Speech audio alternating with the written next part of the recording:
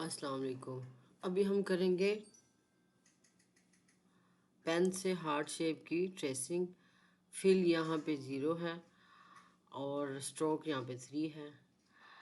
एक क्लिक किया, फिर सीधा क्लिक यहाँ, फिर यहाँ, फिर यहाँ और ये लास्ट क्लिक बंद कर दिया। अब आल्ट कीबोर्ड से दबा के रखें और इस तरह इनको सेट कर लें। ये हैंडल से, इस हैंडल से इधर, इस तरीके से आप हैंडल भी सीख सकते हैं इस ड्रेसिंग में। अच्छा,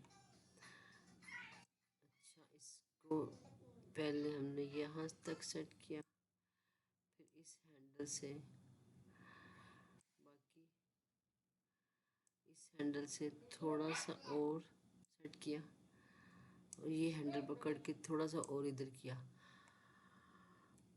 तो ये हो गई हार्ट शेप। ठीक है, ये इसकी स्ट्रोक हमने 3 रखी थी। अब हम इसको सेलेक्ट कर लें और फिल कर लें।